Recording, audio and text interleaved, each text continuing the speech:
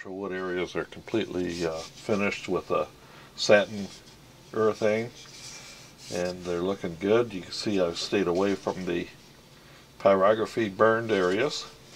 And now what I want to do is start prepping for the coloring. What I'm going to try to shoot for is a surface similar to this one here.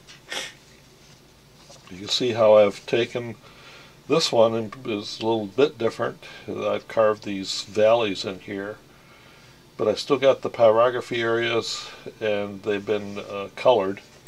This here is kind of looking like a sort of a metallic surface feature, and that's the kind of surface I'm going to go through on this one.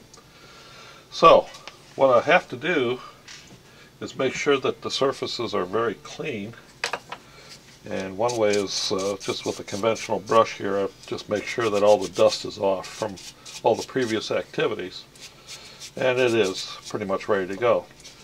I've got a piece of mylar that I use as a palette. I'm going to be mixing some black gesso, and this stuff here is artist gesso. Really makes the surface favorable for putting on colors. I'm also using this stuff here. This is interesting. It's called Special Effects Translucent Pearl Glaze. I like to mix this a little bit in with the black gesso. What it does for me is it gives a little lightness to it, a little bit of sparkle almost, and it's a large bottle to work from, but that's why you keep rags around, I guess.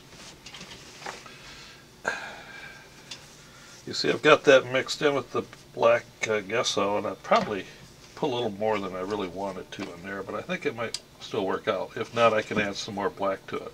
But I know I want to put some additional water in here because I'm going to want this to be a little bit liquidy.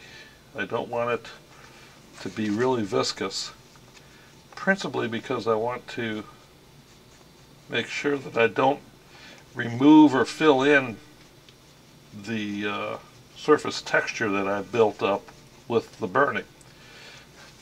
This is coming out pretty dark, and I think I'll be happy with this. So this will not be quite as matte of a finish as the raw black gesso would be, but it will be pretty good. Making it a little more fluidy with the water here, again to try and avoid filling in all those little potholes that I made with the pyrography. This is also where some accuracy is called for, so I'm going to try to make sure that I stay clear, kind of dry the brush out a little bit here, stay clear of the areas that have the natural wood, because I only want to put this now as a base coat on the areas that I burned with the pyrography. If you go over a little bit, you just want to wipe in towards the burnt area to make sure that you stay clear of the parts that have the natural wood finish. And I'll continue doing this, and we'll come back later and I'll show you the next steps. So again, what I'm doing now is just using the bristles of the brush to push this in, making sure that I don't remove or cover up the physical texture of the wood burning. And let me get this to where you can see a little more. It's hard to do this by yourself. So you can see that I'm using the bristles of the brush to push this in and give me the base coat that I need for the following steps. And we'll come back later and I'll show you that.